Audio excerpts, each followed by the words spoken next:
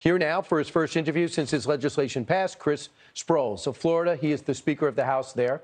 And by a 70-38 count, it looks like Disney is going to be one of the masses instead of an entity all its own. Where do you go from here? And why did you vote the way you did? Well, thanks for having me, Brian. It's really simple. Disney deserves to be treated like any other company in the state. Here in the state of Florida since 1968, I'll say that again, since the 1968 Constitution, when Lyndon Johnson was president, there's been a 6 special taxing districts that nobody's looked at.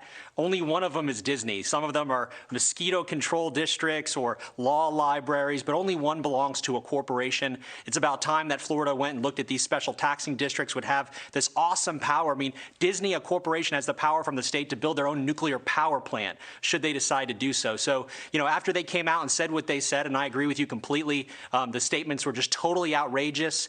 They misled Floridians. They misled Americans about what the Florida legislature did to protect kids in kindergarten through 3rd grade. We started looking at those taxing districts, and today we acted, affirmatively to make sure that in the next year that they will expire. So I understand that you might be on the hook for about $1 billion of the company debt and control of its fire and water departments. Have you guys thought this through? Might you be taking on something you don't want to deal with?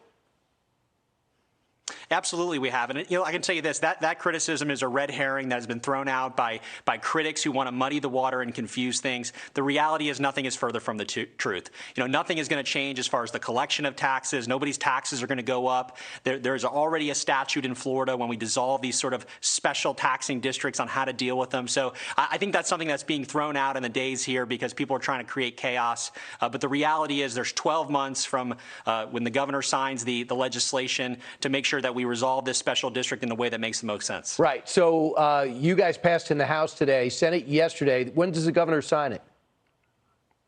We sent it to the governor this evening as soon as we were done, so he can sign it whenever he wants. So your indication is, Mr. Speaker, that you guys are going to negotiate with Disney to try to come out with a statement that's somewhat sober?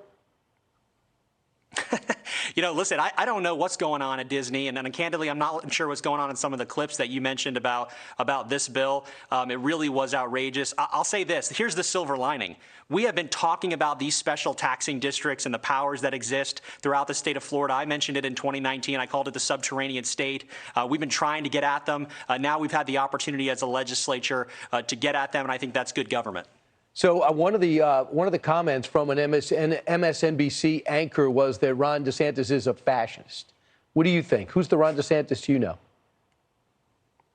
The Ron DeSantis that I know is a bold leader who fights for Florida's families, whether it's keeping the state open during COVID, making sure our children get to school, making sure that they can get back in the classroom. And here's another example. You mentioned it before about how there have been governors who've cowed down to corporate actions. This happened to us last year in the Florida legislature. We came out with the bill to protect women's sports.